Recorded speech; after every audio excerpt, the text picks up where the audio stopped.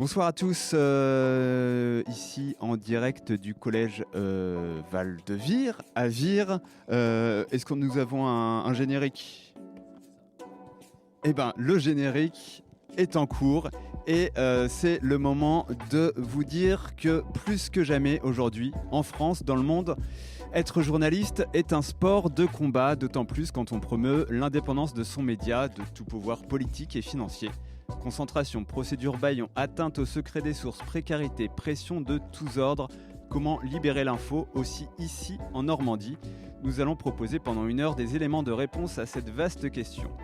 Je suis Raphaël Pasquier, journaliste indépendant, notamment pour le magazine normand Grand Format. Avec moi, pour co-animer cette émission, Marie Cloc de Radio Toucan. Bonjour à toutes et à tous, et oui, nous sommes en direct donc sur Station B et en podcast sur les radios partenaires si vous nous réécoutez. Avec nous également en plateau Simon Gouin, journaliste, cofondateur du magazine web Grand Format. Donc Grand Format est à l'initiative de cette soirée normande des États généraux de la presse indépendante. Pourquoi cet événement, Simon ? Alors en fait, c'est une réponse à un événement officiel, les États généraux de l'information, qui ont été lancés en octobre dernier. Et nous sommes nombreux parmi les journalistes à douter de cette organisation officielle. En effet, à un moment où les attaques contre la liberté de la presse, contre le travail des journalistes se multiplient, on voit mal comment ces États généraux voulus par Emmanuel Macron peuvent être une démarche sincère et qui aboutissent sur des choses concrètes. Et donc en octobre, une association qui s'appelle le Fonds pour une presse libre a lancé l'idée d'états généraux de la presse indépendante. Et ils ont réuni plus de 100 médias et organisations à Paris le 30 novembre dernier. Et 59 propositions ont été émises à cette occasion. Alors pour cette rencontre normande, on a rassemblé des médias indépendants normands, des journalistes autour de cette question de l'indépendance. Pourquoi cette question-là justement ? En fait, ce qui est en jeu, c'est bien l'information du public et donc la vie démocratique. Si le travail des journalistes est attaqué, si certains médias diffusent des propos haineux, c'est toute la société qui est menacée. Donc ce soir, c'est pas simplement une question de travail journalistique, de journalistes dont nous discutons, mais c'est avant tout une affaire qui nous concerne toutes et tous. Et pour ça, l'indépendance des journalistes et de la presse, elle est primordiale. Pour que l'information qu'on nous présente, elle soit une information d'intérêt général, qui ne défende pas l'intérêt de quelques-uns, mais bien le bien commun. Et c'est ça qu'on va discuter ce soir, c'est comment être vraiment indépendant, libre des pouvoirs, des influences, des intérêts économiques. Et petite question subsidiaire, pourquoi à Vire ? Alors parce qu'on est dans la patrie d'Elisabeth Borne quand même, donc ça compte. Plus sérieusement parce qu'on mène depuis le début de l'année un travail avec 2 établissements scolaires, donc le lycée Marie Curie et le collège du Val-de-Vire. Et on avait envie que cette rencontre soit aussi l'occasion d'entendre des jeunes. Des jeunes qu'on retrouvera au cours de cette émission. Notre émission, pour vous expliquer un petit peu, elle tournera autour de plusieurs thématiques. On reviendra sur les menaces et attaques qui pèsent contre la presse, aussi comment envisager cette question de l'indépendance et quelles solutions peuvent exister. Donc tout au long, vous pourrez entendre les témoignages de journalistes normands, mais pas que. Il y aura aussi donc les élèves du lycée Marie Curie, comme vient de dire Simon, Gabriel, Judith et Camille, qui viendront discuter avec nous. Et nous conclurons avec un temps d'échange entre le public qui est présent avec nous en ce moment et avec les journalistes. Et donc, je propose qu'on commence tout de suite notre programme bien chargé.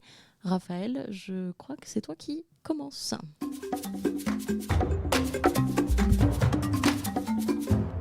Et je ne sais pas si nous l'avons dit, nous sommes en direct sur Station B. On l'a mentionné. Et ben voilà, on peut le rappeler parce que c'est important. Merci Station B de diffuser cette émission qui sera disponible sur d'autres radios prochainement en réécoute. On commence avec nos amis du Poulpe, Gilles Triolier et Manuel Sanson, les 2 cofondateurs de ce média d'investigation normand. Bonsoir, merci d'être avec nous. Vous avez fait un peu de route quand même pour arriver jusqu'ici. Alors ça fait quelques années que les médias d'investigation se développent aussi en région. En Normandie, c'est le Poulpe, du coup, depuis 2019, qui s'est donné pour mission, je vous cite, « raconter la société telle qu'elle est et non telle qu'elle nous est présentée par les sous-mariniers de la communication ». Donc, les révélations du Poulpe sont assez peu appréciées des pouvoirs locaux, notamment celles sur l'entreprise Valgo et la dépollution assez peu réglementaire de l'ex-raffinerie Petroplus à Rouen. Face aux attaques judiciaires de Valgo, le Poulpe a réussi à mobiliser ses lecteurs pour se défendre devant la justice. Donc, Vous êtes là pour nous parler de ça, de l'investigation en région. Commençons par Valgo. On en est où aujourd'hui des procédures judiciaires dans ce dossier ? Eh ben, il y a un double aspect. On est à la fois attaqué en diffamation pour l'enquête qu'on avait sortie où on exprimait de sérieux doutes sur la réalité d'une dépollution d'une ancienne raffinerie où Amazon devait s'installer avant de renoncer. On est attaqué par cet industriel de la dépollution Valgo à la fois en diffamation, procédure classique mais qui s'apparente à une procédure bâillon, et à la fois ils ont tenté de violer le secret de nos sources via le tribunal de commerce de Rouen, qui a autorisé des huissiers de justice à la demande de Valgo d'aller saisir les ordinateurs d'une entreprise concurrente que Valgo estimait nous avoir renseigné. Et donc il y a eu, on va dire, un petit tour de passe-passe dans la justice commerciale, qui est une justice d'exception, et qui a contourné allègrement le droit de la presse pour essayer d'atteindre nos sources. Donc ce dossier, pour nous, il est double. Un aspect procès bâillon, diffamation classique, où on est encore en cours, ça peut durer des mois, des années. C'est très chronophage et ça nous coûte de l'argent en même temps. Et à la fois, on essaie de se battre sur le volet secret des sources, parce qu'on a peu de moyens. Ils ont attaqué une autre entreprise. Donc nous, on n'est pas directement cité dans la procédure, donc on ne peut pas faire grand-chose à part essayer de... Voilà, on a sollicité le procureur de la République de Rouen pour qu'il annule cette procédure qui, pour nous, qui s'inscrit en faux par rapport au droit de la presse en France. Donc on est toujours en plein dedans. Ça va durer longtemps pour nous là-dessus. Oui, ça peut prendre des années et beaucoup d'argent. Justement, cette défense que vous arrivez à mettre en place avec vos avocats, votre avocat en tout cas, c'est aussi grâce au soutien des lecteurs et des amis du Poulpe. Vous avez lancé une campagne de dons à un moment donné pour vous aider là-dessus et c'est nécessaire. Oui, le but c'était effectivement d'une part de mobiliser un peu la communauté autour de ces procédures et des attaques qui nous étaient faites en récoltant de l'argent effectivement pour financer la défense, financer les différentes actions en justice qu'on pouvait éventuellement lancer, sur lesquelles on pouvait contre-attaquer, et puis aussi de profiter entre guillemets de ce moment pas très agréable pour essayer aussi de souder une communauté, de développer une communauté autour du projet du Poulpe qui a maintenant quelques années, qui a envie de défendre effectivement un journalisme indépendant, un journalisme d'investigation à l'échelle de la Normandie, et donc cette campagne de dons et de collecte, elle visait ces deux objectifs-là, on va dire. Ça a bien marché, le public a répondu présent. Ça a plutôt bien marché. Ouais. Merci à tout le monde. Merci à tous. Donc au final, c'est presque un mal pour un bien. On aurait pu s'en passer. Ouais, on aurait pu s'en passer et je n'irai pas jusque-là parce que attendons la fin de la procédure. On va voir combien ça va nous coûter à la sortie. Mais en tout cas, pour ce premier temps, ça a été important de voir qu'on avait le soutien de nos lecteurs et même au-delà. Pour continuer sur cette affaire, on va proposer à Camille d'intervenir. Camille donc, est lycéenne ici à Vire et a interrogé dans le cadre du travail de résidence de grand format la documentariste et journaliste Laurence Deleur qui a mené l'enquête pour le Poulpe. D'accord. Et on va lui proposer de nous expliquer ce qu'elle a retenu de cet entretien. Oui, donc en effet, on a interrogé donc avec deux autres camarades de Laurence Deleur, donc dans le cadre de ce procès et de ce qui se passe dans ce procès. Voilà.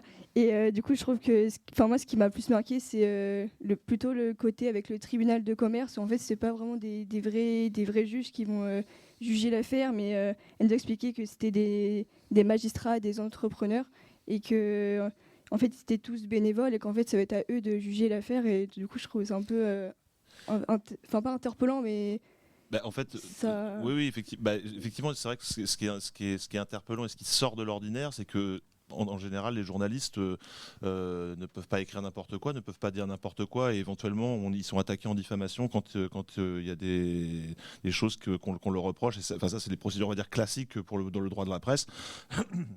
Si des gens s'estiment diffamés, ils peuvent saisir un tribunal. Là, effectivement, la nouveauté, c'est que l'entreprise Valgo, elle a saisi un tribunal de commerce. Effectivement, les magistrats des tribunaux de commerce, c'est pas que des magistrats professionnels, c'est aussi beaucoup de magistrats bénévoles qui viennent du monde de l'entreprise.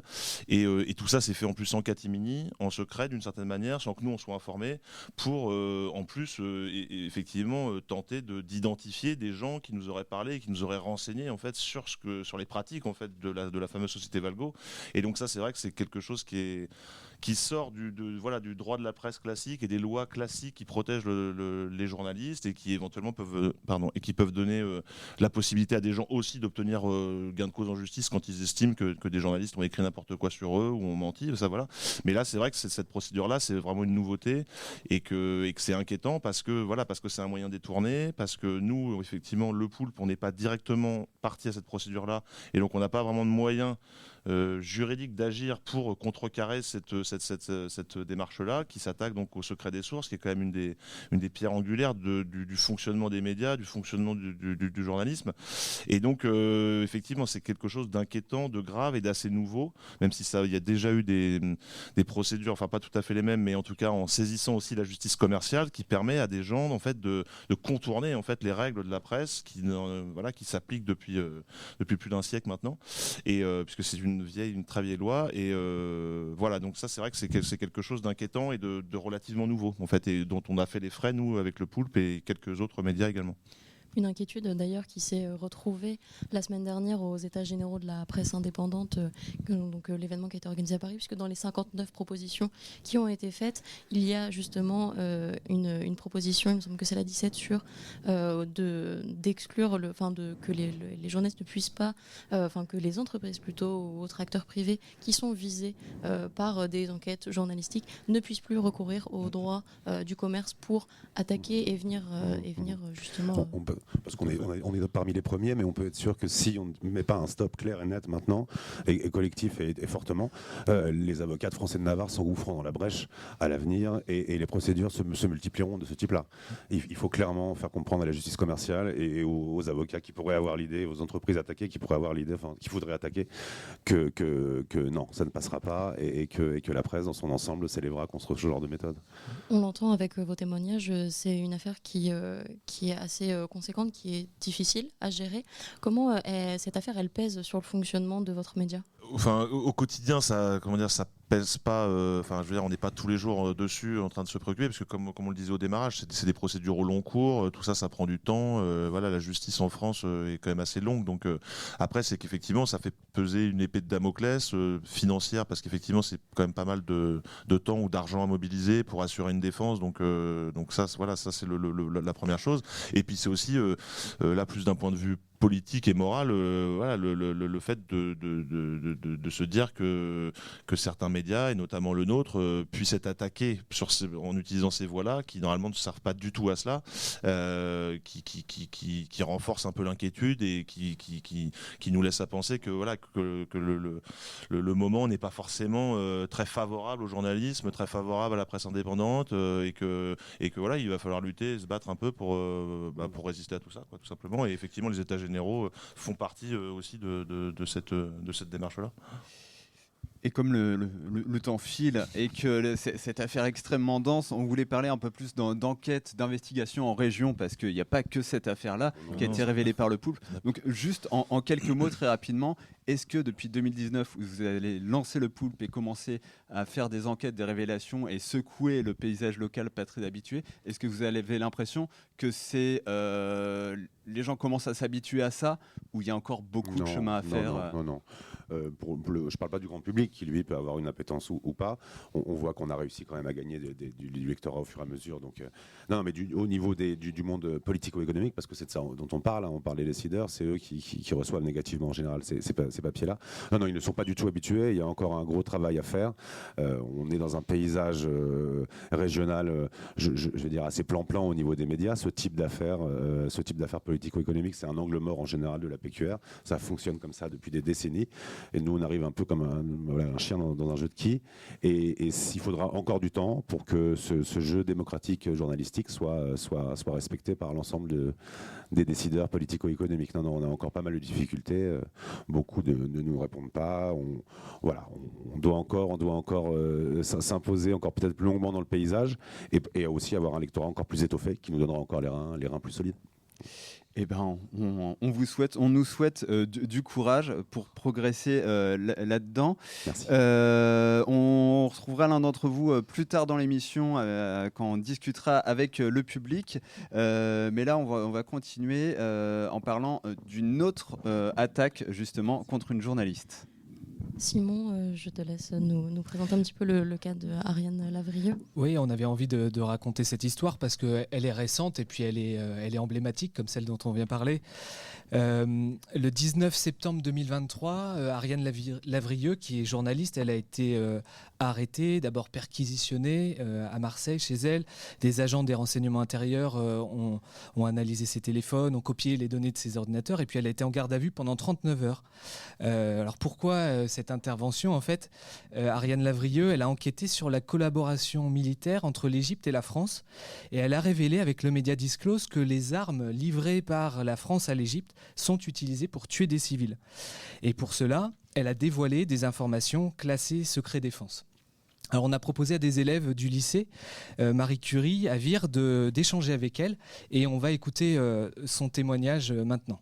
En intimidant une journaliste de cette manière, c'est assez rare effectivement que la police, la justice aille aussi loin, perquisitionne une journaliste et ensuite la place en garde à vue près de 2 jours. C'est une manière de dire aux journalistes qu'il faut qu'ils arrêtent de travailler, qu'il faut qu'ils arrêtent d'enquêter sur des sujets qui pointent les dérives de l'État, qui peuvent pointer des injustices, des crimes qui sont commis et qui sont révélés par des personnes qui ont envie de faire éclater la vérité.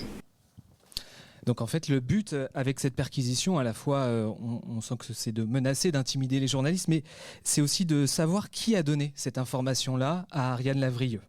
Et là, on peut écouter un deuxième son recueilli par les élèves. Il y a un problème, effectivement, en France de mauvais respect, de manque de respect d'un principe démocratique qui est très important.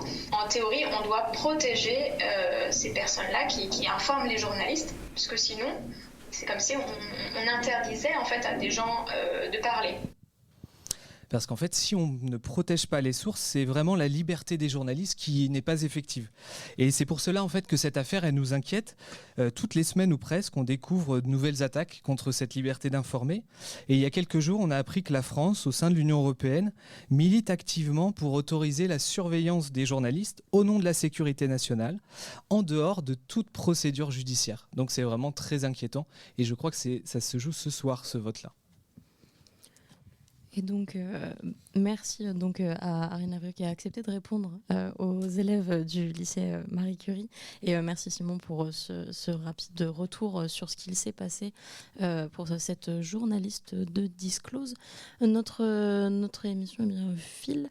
On va poursuivre dans quelques instants avec un temps d'échange avec des lycéens du lycée Marie Curie autour de leur consommation de l'information.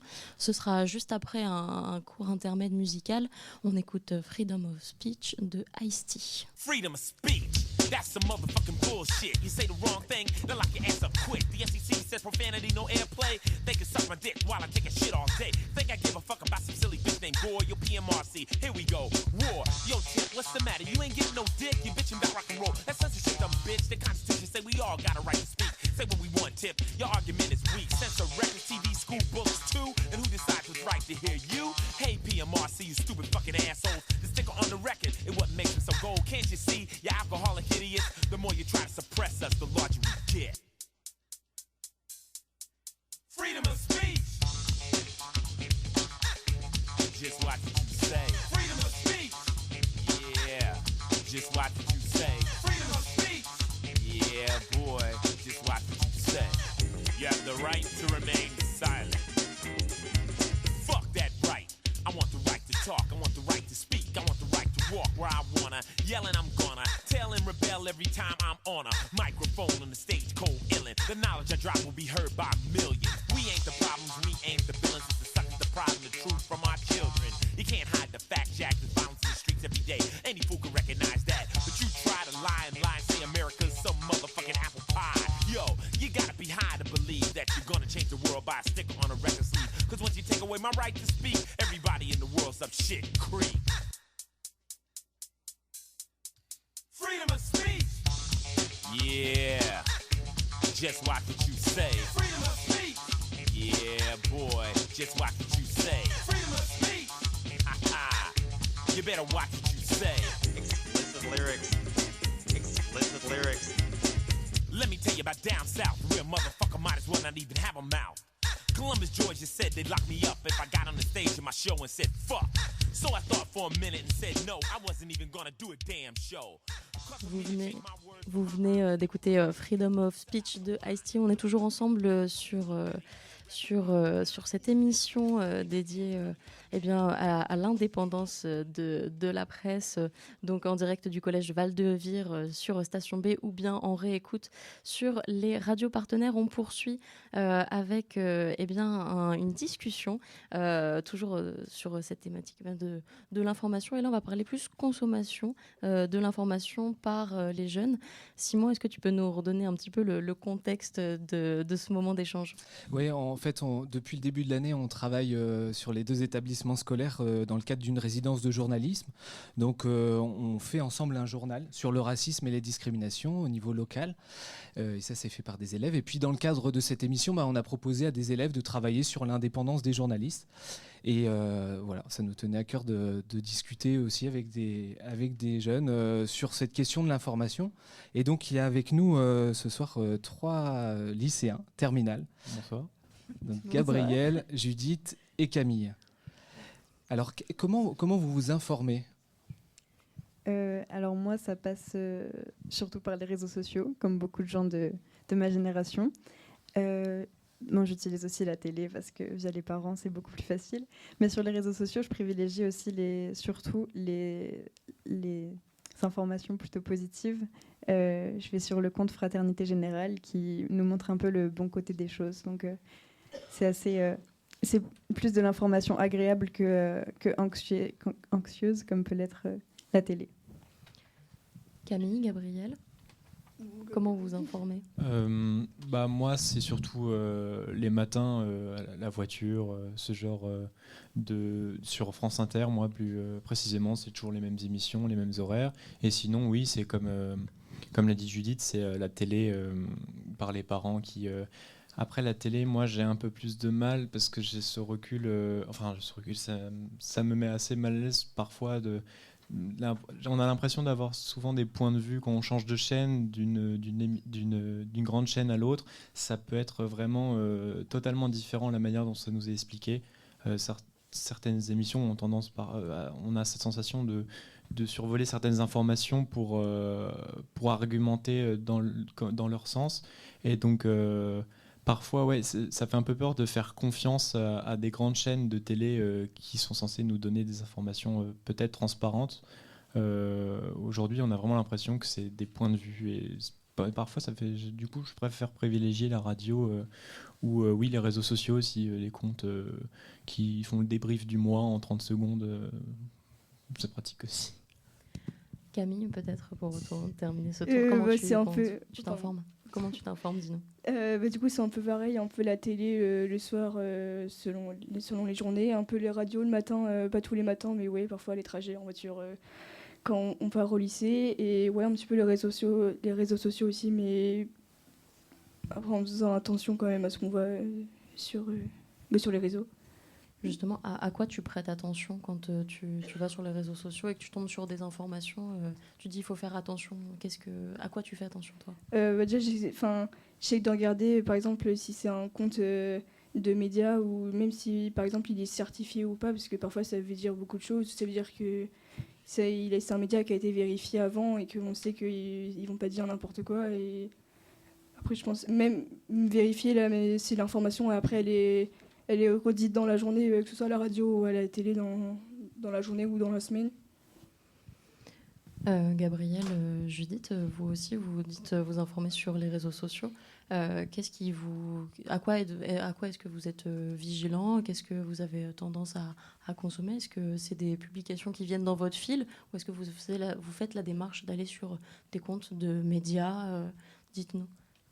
Déjà, moi, pour une information, je fais assez attention aux gros titres, comme un peu tout le monde, c'est-à-dire les types phares. On sait que ça sent pas bon. Et ensuite, pour ma consommation, c'est en fonction de mon envie, en fait. Il y a des moments où je me spécifie vachement dans des des domaines qui m'intéressent. Et pour ça, par exemple, je privilégie des reportages Arte ou des trucs comme ça. Et c'est plutôt intéressant. Donc, voilà. Oui, donc moi, après, il y a une différence entre l'information vient à soi, donc par la radio le matin dans la voiture, par exemple, que quand il y a des sujets qui parfois peuvent être plus sensibles ou demandent un peu plus de réflexion. Là, je vais plutôt m'informer sur Internet, chercher des informations, oui, donc via des comptes rendus sur les réseaux sociaux. Après, quand beaucoup d'informations sont les mêmes et que la télé coïncide avec la radio et tout ça, souvent on y croit. Mais les fake news, souvent, on n'y prête pas trop attention. C'est souvent les grosses informations où là, ça va nous pousser à s'informer parce que c'est quand même des choses importantes et sensibles qui peuvent nous travailler d'ailleurs. Ce qui est frappant tout à l'heure, tu disais, Gabriel, c'est que tu faisais pas confiance dans certains médias. Tu n'as pas confiance et que tu te méfies des images. C'est un réflexe que tu as. Et pourquoi tu parlais tout à l'heure peut-être de l'actualité qui aussi a renforcé cette méfiance. Bah, c'est sûr que quand on a fait des recherches sur un sujet qu'on connaît peut-être, que je pense connaître en tout cas, et que quand on regarde à la télé, la moitié est dit pour favoriser un point de vue, et qu'après on passe sur une autre chaîne et que c'est encore d'autres points de vue, d'autres arguments qui veut dire totalement la même chose, ça peut choquer, et du coup ça peut être une confiance qui peut être brisée. Et moi quand je regarde la télé aujourd'hui sur les grandes chaînes de télé, ça me met mal à l'aise en fait. J'arrive pas à croire ou à être sûr que tout est dit, tout est vrai, parce qu'aujourd'hui effectivement, comme l'a dit Judith, la télé ça peut être surtout anxiogène car c'est des informations souvent très négatives, et donc souvent ça parle, on a souvent l'impression qu'il y a un méchant et un gentil dans les informations qu'on nous donne, et souvent tout nous est pas dit, et il y a jamais tout est clair en fait à la télé. Je sais pas comment m'expliquer mieux que ça, mais non, j'arrive pas à la télé.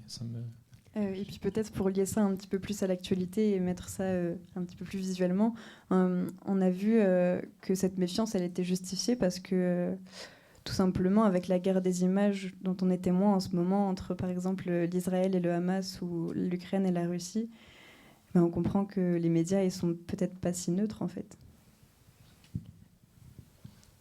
Alors ça, c'est ce que tu dis là. Moi, ça me fait écho évidemment au travail journalistique et à cette question de l'indépendance. Et comment nous, on rend compte du réel de la façon la plus fidèle possible en évitant les pressions.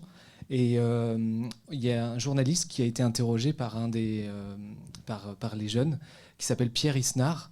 Et je vous propose qu'on l'écoute sur la question de l'indépendance. Pourriez-vous définir ce qu'est être un journaliste indépendant aujourd'hui ? L'indépendance, elle se place pour moi sur plusieurs plans. La première chose, c'est l'indépendance de puissance économique. On a beaucoup de médias aujourd'hui en France qui sont possédés par des milliardaires.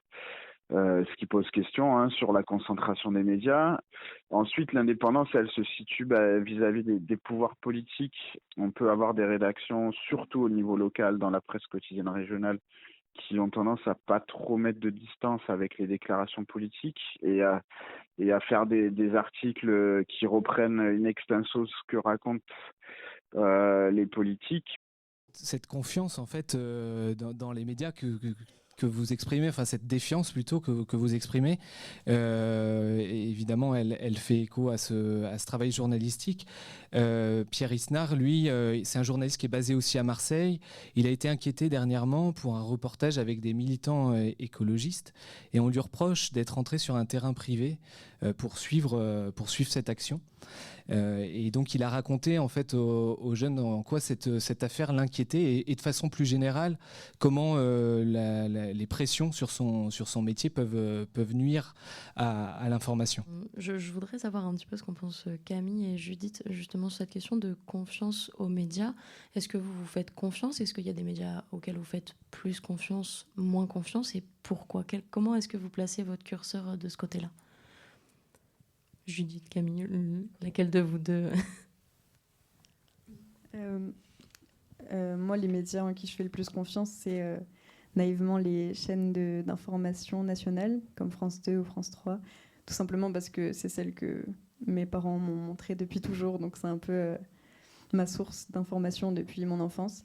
Mais après, cette méfiance, elle m'empêche un petit peu de vraiment tout croire. Donc je ne sais pas vraiment si j'ai une chaîne avec laquelle je sentirais qu'elle est totalement transparente.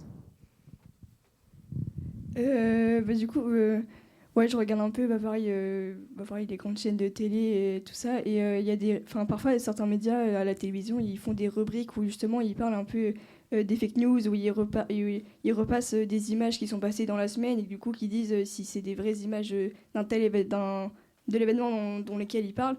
Et parfois on se rend compte que c'est des images qui sont passées il y a presque 5-6 ans et en fait qui sont vraiment mises hors de contexte par rapport à l'événement dont ils parlent. Et ça, il n'y en a pas beaucoup qui font, mais du coup je pense que c'est intéressant de regarder ce type, pas de chronique, mais justement de voir en fait, par exemple là aux images avec le conflit entre l'Israël et le Hamas. On a vu des images passer et en fait c'était des images de conflits précédents. Du coup c'était pas du tout en rapport avec ça. Et en fait ces images-là, après nous on les voit passer sur les réseaux et on sait qu'il y a des personnes, vont pas forcément aller faire l'effort ou juste on va pas en parler. Du coup ça crée, je sais pas comment dire, de la désinformation, mais du coup c'est pas de la bonne information. Ce qui est assez frappant quand même en vous écoutant, et puis on mène beaucoup d'ateliers avec des jeunes, et à chaque fois, souvent le discours ambiant qu'il y a, c'est qu'aujourd'hui les jeunes ne s'informent pas, qu'ils n'ont plus de repères, qu'ils ne savent plus comment trouver une vraie information, une information sérieuse, vérifiée. Et en fait, à chaque fois, lors des ateliers, et en vous écoutant, on voit que non, vous avez des repères, que oui, vous écoutez, vous regardez, vous êtes méfiante, vous voyez bien qu'il y a des fausses informations qui circulent, vous les identifiez. Et donc, je trouve que c'est aussi un message pour nous d'espoir, positif, quoi. Oui, très positif. C'est vrai qu'il y a un peu cette vision de l'ancienne génération que on ne vous informez pas ou peu conscient de ce qui se passe. Mais non, je pense que c'est tout à fait l'inverse. Moi, je me retrouve dans vos témoignages. Je ne suis pas beaucoup plus vieille que vous. Et je trouve qu'il y a une vraie distance, une vraie critique qui est faite de la part des jeunes aux médias et qui a une vraie demande de retrouver ce lien avec les médias, de retrouver cette confiance. Et c'est une demande qui, je pense... en tant que journaliste, on se doit de répondre et de rétablir cette confiance pour tout le monde et en particulier pour cette jeunesse qui, je pense, est demandeuse. Je crois qu'il y a un gros travail à faire de rencontre en fait, entre les journalistes et les citoyens pour expliquer ce qu'est notre travail. Et là, c'est ce qu'on a proposé aux élèves, c'est de faire 10 interviews avec des journalistes partout en France qui ont été menacés dans leur travail. Et donc, ces 10 podcasts, vous pourrez les retrouver la semaine prochaine sur grand format et puis sur d'autres radios qui les diffuseront. Merci à tous les trois d'avoir été avec nous. Donc, je rappelle Gabrielle, Judith et Camille pour cet échange. Et on va passer à la suite de notre émission avec de nouveaux intervenants et plutôt sur les solutions qu'on peut apporter à tous ces questionnements qu'on soulève depuis le début de l'émission.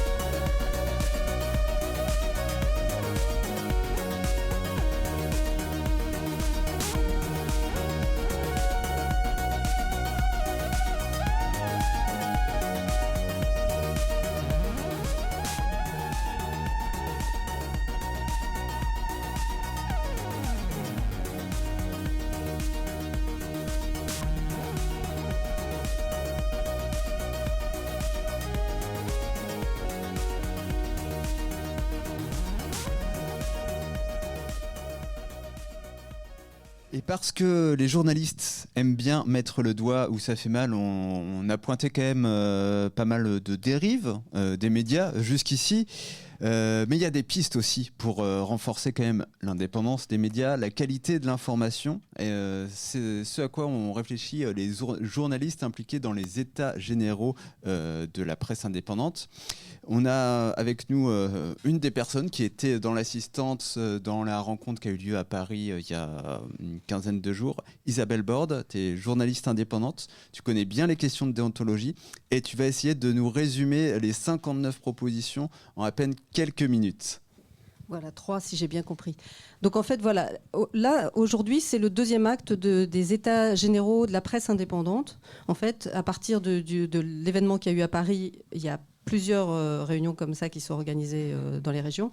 Et on est ici, donc c'est les 100 médias et organisations syndicales ou associatives qui ont participé à ces états généraux de la presse indépendante, ont travaillé sur des propositions pour restructurer les choses et pour défendre le pluralisme et l'indépendance des médias. Parce qu'ils se sont mis d'accord sur 3 constats inquiétants. L'urgence, vu la dégradation du système médiatique en France, les attaques des puissants qui ont été démultipliées, on en a vu quelques exemples juste avant, et une confiance très abîmée, parce qu'il faut savoir, donc vous avez peut-être entendu les résultats de l'enquête de la Croix qui est annuelle, où bon an mal an, depuis 30, 40 ans même maintenant, il y a la moitié des Français qui n'ont pas confiance. Il faut savoir aussi que l'Institut Reuters, qui dépend de l'Université d'Oxford, qui étudie tous les médias, je suis en train de perdre du temps, mais c'est une information qui est importante. En Europe, les Français sont parmi les plus défiants vis-à-vis de leurs médias.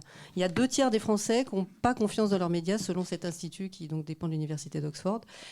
Donc c'est extrêmement inquiétant. En revanche, il y a un autre point qui est plutôt rassurant et réconfortant, c'est que tous les ans, depuis 15 ans, il y a une autre étude qui pose la question de l'utilité du journalisme. Et là, on apprend que tous les ans, grosso modo, il y a 8 à 9 Français sur 10 qui trouvent le journalisme utile. Autrement dit, ils savent bien qu'ils ont besoin d'une bonne information. Voilà. Donc j'aime bien raconter ça, parce que ça fait un tout petit peu donc plaisir. On a les constats et les propositions. Et alors, dans les 59 propositions, merci de me relancer, il y a 4 objectifs différents. Diminuer la concentration des médias, renforcer le droit à l'information, qui est donc un droit pour tout le monde. Je ne sais pas pourquoi ma feuille se sauve de mes yeux. Il y a lutter contre la précarisation des journalistes, et ça c'est de mémoire. Et le 5e, c'est réformer les aides publiques à la presse. Voilà, je ne sais pas pourquoi ça ne veut pas. Donc pour lutter contre la concentration des médias, il y a un truc qui est un peu simple, c'est déjà appliquer la loi de 1986 qui avait déjà commencé à travailler là-dessus. Cela dit, il faut aussi adapter la loi, ça fait partie des mesures, adapter cette loi au nouveau monde numérique et financier qu'il y a depuis les années 90 particulièrement. Par exemple, on peut interdire à un groupe d'acheter un média si ce n'est pas son cœur de métier. On pourrait établir ça dans la loi. Voilà. On peut aussi impliquer les journalistes dans la gouvernance. Pour renforcer le droit à l'information, on a vu les procès abusifs qu'il pouvait y avoir, donc on pourrait aussi préciser la loi, pas d'affaires de presse devant les tribunaux de commerce. On pourrait empêcher des jugements en référé, c'est-à-dire en urgence, pour empêcher la publication d'un article. Ça a été le cas de Mediapart il y a quelques mois. Pour Mediapart, il y a quelques mois. On peut aussi demander à ce que la loi prévoie des réparations financières pour les journalistes qui ont eu des procès indignes, c'est-à-dire des procès qui n'étaient pas normaux, par exemple pour diffamation, les procès Bayon dont on a parlé tout à l'heure. Bayon voulait en dire qu'on empêche de parler, je précise, parce que c'est un peu vieux comme mot. Enfin voilà, on peut faire plein de choses, on peut protéger les sources bien mieux par la loi, en incluant les lanceurs d'alerte et en sanctionnant la violation du secret des sources. Il faut lutter contre la précarisation, je vais très vite, pardon, je suis désolée. La précarisation des journalistes, ça dit quoi ? Ça dit que si on entre dans le métier comme CDD ou comme pigiste, c'est-à-dire en travaillant à l'article, on est beaucoup moins en position de dire non à une influence, à une pression, parce que quelquefois la pression elle peut venir du rédacteur en chef qui est bien moins courageux que vous. Voilà. Donc c'est important que les journalistes soient bien payés et qu'ils n'entrent pas dans la profession précaire, comme c'est le cas pour 2 tiers d'entre eux. Je parle de ceux qui rentrent dans la profession. Et un dernier exemple, une dernière piste. Et une dernière piste, c'est pour la réforme des publics. Les aides publiques à la presse, c'est vraiment très important. Elles sont complètement illisibles et les plus grosses aides vont aux plus gros. Donc c'est complètement injuste. Et il y a des critères très simples. C'est pas d'aide pour les médias qui ne respectent pas la loi, ce qui paraît un peu logique. pas d'aide, mais ce n'est pas le cas, pas d'aide sans engagement déontologique clair, pas d'aide s'il y a une discrimination, par exemple pour racisme ou pour sexisme, ça existe aussi. Et puis à l'inverse, dans le positif, on peut imaginer pas de TVA pour tous les journaux d'information politique et générale, qui est un label qui montre qu'on travaille pour l'intérêt commun. Désolée d'avoir dû Et on peut retrouver ça, le détail de voilà. ces propositions sur les différents médias qui ont participé aux états généraux de la presse indépendante. On mettra aussi un lien sur les ressources du podcast de cette émission. Marie et Timothy, vous allez nous parler d'un autre aspect en 3 minutes aussi. Oui, en 3 minutes aussi. Les timings sont serrés pour cette émission. Timothy Duquesne, tu es permaculteur de pixels. C'est comme ça que tu te définis. Tu es le créateur du projet L'Avenir des pixels. C'est un projet à la forme hybride entre éducation au numérique et éducation aux médias. Tu as écrit un livre dans ce cadre, L'Avenir des pixels est entre nos mains. Et ce soir, tu voulais nous parler de comment soutenir les médias. Je reviens juste sur cette notion de pixels. Quelle notion tu entends, toi, quand tu parles de pixels ? Alors je désigne par ce terme tout simplement tout ce à quoi nous accédons par l'intermédiaire des multiples écrans qui nous entourent. Et parmi tous ces pixels, il y a ceux qui sont le fruit d'un travail journalistique. Et donc, selon toi, l'avenir du journalisme et des médias indépendants est aussi entre nos mains ? Absolument. J'invite vraiment chacun à se demander quel type d'information me paraissent utiles pour moi et mon entourage, pour la société et pour le monde. Et après, une fois qu'on répond à cette question, on peut se demander quels médias et quels journalistes travaillent à la naissance et à la propagation de ce type d'information. Et ensuite, il nous reste à suivre ces journalistes dans la durée, ces médias, de façon à faire en sorte d'être exposés à leur production journalistique. Et donc, tu invites les gens à se demander quelles informations, quelles formes de journalisme sont utiles. Qu'est-ce que tu entends, toi, derrière cette expression de journalisme utile ? Alors pour moi, le journalisme qui me paraît utile et que j'apprécie, c'est un journalisme qui travaille sur des enjeux de fond plutôt qu'un journalisme qui surfe de façon fébrile sur l'actualité. Parce que si on s'alimente que à l'actualité, cela peut avoir vraiment un aspect très anxiogène et donner l'impression que tout va mal et qu'on n'a prise sur rien. J'apprécie le journalisme d'investigation qui prend le temps pour enquêter et produire de l'information et le journalisme empreint d'éthique. Et ce journalisme-là me paraît utile parce que notre monde est face à des grands défis et on a besoin de recul et d'informations de qualité de façon à pouvoir agir en citoyen éclairé. Et donc, comment on navigue au milieu de toutes ces propositions ? Eh bien, je recommande d'essayer de faire en sorte au maximum que nos choix soient vraiment faits en conscience et en toute connaissance de cause. D'une certaine manière, on peut dire qu'on est rédacteur en chef de notre propre exposition à l'information. On nourrit notre cerveau d'informations de la même manière qu'on va alimenter notre corps de nourriture. Et on peut faire le choix de privilégier un journalisme qu'on pourrait qualifier de bio, c'est-à-dire un journalisme de qualité en circuit court. Et donc, comment chacun de nous peut faire prospérer ce type de journalisme ? Il me semble qu'on a chacun et chacune la possibilité de permettre au journalisme de qualité de prospérer et de soutenir le travail journalistique qui compte à nos yeux. Alors déjà, une première façon de soutenir cette production journalistique, c'est de s'en nourrir. Une deuxième façon de le faire, c'est de lui donner de l'exposition. Par exemple, quand on propage l'enquête d'un média indépendant, on contribue à faire connaître non seulement les enjeux qui sont abordés dans l'enquête, mais aussi le média lui-même. Et puis, il ne faut pas oublier que non seulement ce journalisme-là, il a de la valeur, mais il a un coût. Donc, on peut aussi contribuer à sa pérennité par des dons ponctuels, des abonnements ou en prenant part à des campagnes de financement participatif. Par exemple, des campagnes qui ont pour but de financer des enquêtes ou encore la production de nouveaux épisodes d'une série documentaire.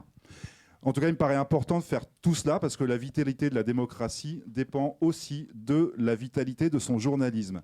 Et sur ce point, on peut agir tous les jours. Les journalistes et les médias eux-mêmes peuvent agir en soutenant leurs démarches respectives et en faisant preuve de solidarité les uns envers les autres. C'est pourquoi moi je parlerai plus volontiers de médias interdépendants que de médias indépendants. Merci Timothy pour cette intervention en faveur donc du soutien aux médias et aux journalistes indépendants. Et nous allons dans quelques minutes parler de l'indépendance des médias, de la concentration, des pressions, des solutions, de tous les sujets que nous avons évoqués avec le public présent ici dans la salle au collège du Val-de-Vire. Mais d'abord, une petite pause musicale encore avec Depeche Mode, Policy of Truth.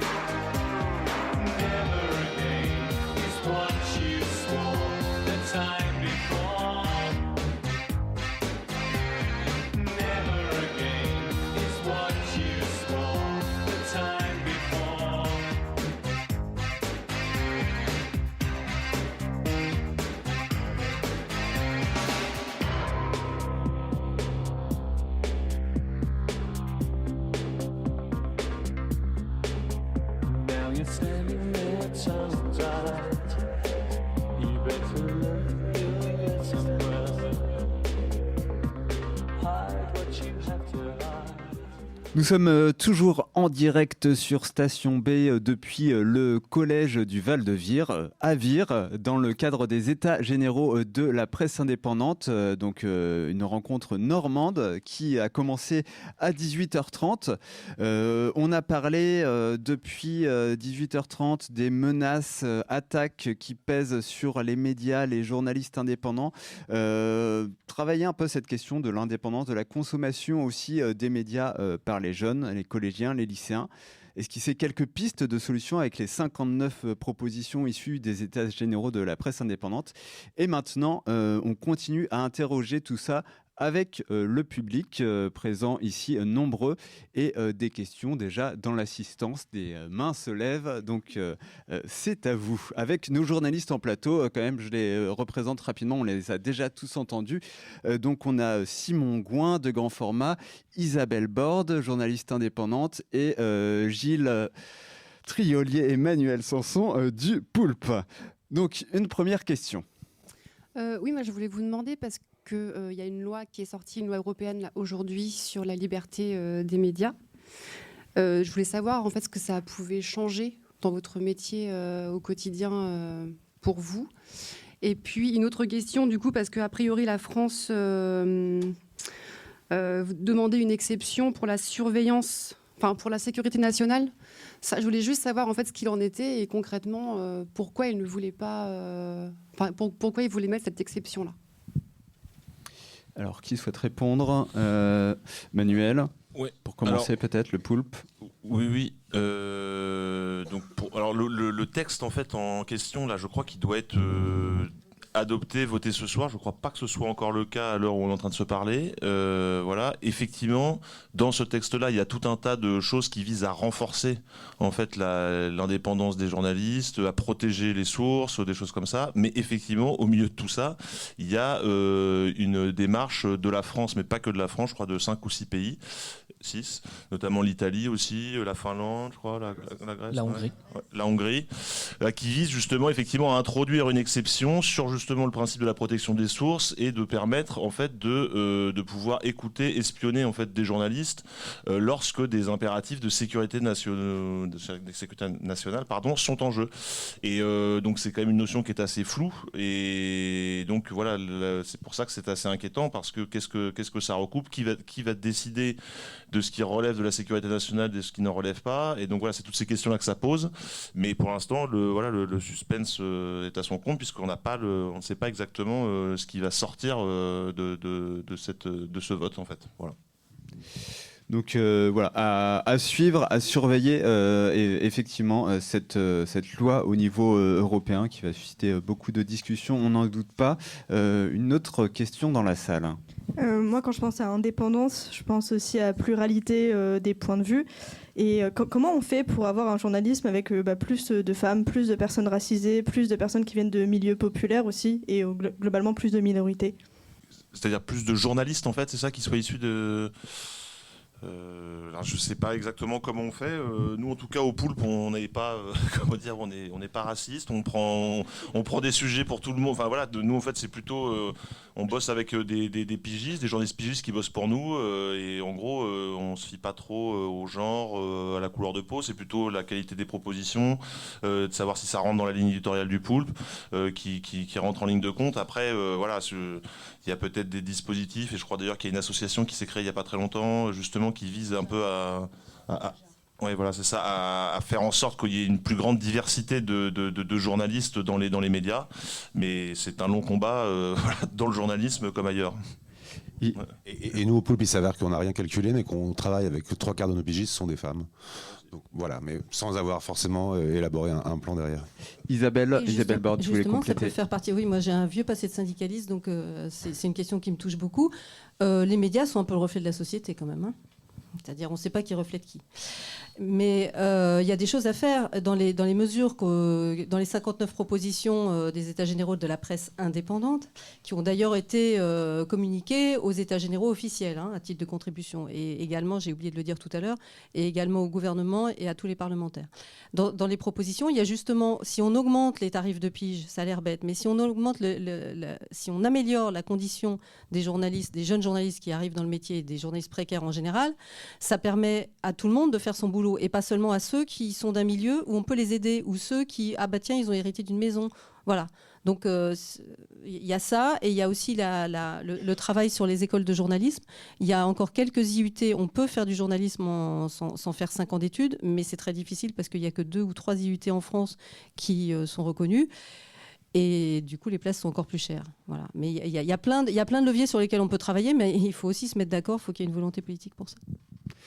Et on enchaîne avec une nouvelle question au fond de la salle. Oui, je crois qu'il y a trois termes qui ont traversé un petit peu ce que j'ai entendu jusqu'à présent. Il y avait quelque chose qui était de l'ordre de l'indépendance, de la neutralité et aussi de la cohérence de l'information. J'ai envie de dire que, comme je ne sais plus qui le disait tout à l'heure, il est important de confronter et de se choisir sa propre information, mais on peut aussi la choisir de façon pluraliste. C'est-à-dire qu'on peut aussi faire le choix et on a peu parlé jusqu'à présent de la presse écrite, mais moi j'ai besoin de ça un petit peu pour pouvoir réfléchir sur autre chose que sur de l'information quotidienne, courante, quoi. L'information quotidienne, quand elle est nationale, elle couvre des sujets importants, mais j'ai besoin de confronter justement ce qui m'est dit par les journalistes des faits rapportés.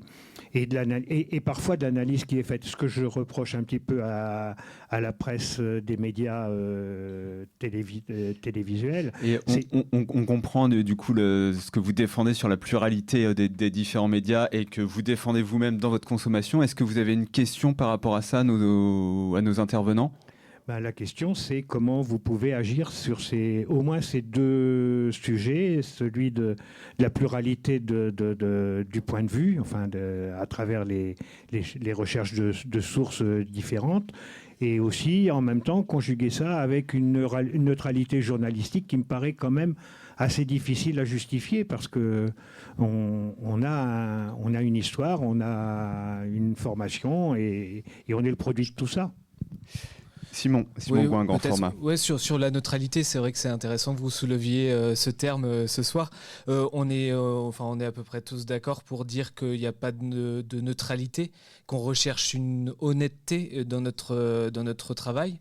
Qu'on est subjectif forcément parce qu'on a une histoire, on vient d'un milieu, on a des idées, etc. Mais qu'on essaie toujours dans notre travail d'aller, si ça va contre ses idées, contre ses préjugés, d'être honnête, de le dire et de l'affirmer. Voilà, ça c'est un point sur lequel je voulais réagir, parce que ça revient souvent, je crois, c'est cette question de l'objectivité, de se dire que les journalistes sont objectifs. Nous, on parle d'honnêteté, voilà. On pense que ça correspond à nos pratiques.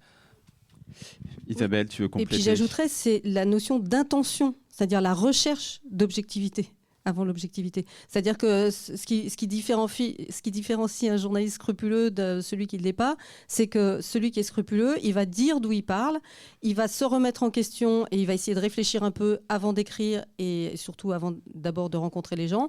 Moi, quand je vais voir quelqu'un que je ne peux pas voir en peinture, je me prépare psychologiquement en me disant « tu vas ouvrir tes chakras ». Voilà, tu vas l'écouter, vraiment. Ça, c'est pour la première chose. Ensuite, pour l'histoire il y a un conseil qu'on peut donner à tout le monde, c'est de faire comme les journalistes.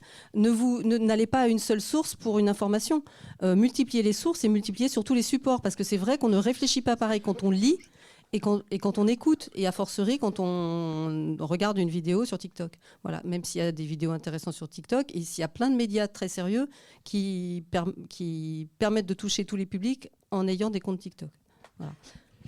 Simon a une petite anecdote, j'ai l'impression, à ce sujet, mais d'abord peut-être une réaction sur la question de la neutralité. Ouais. Moi, je voulais juste rajouter aussi quelque chose.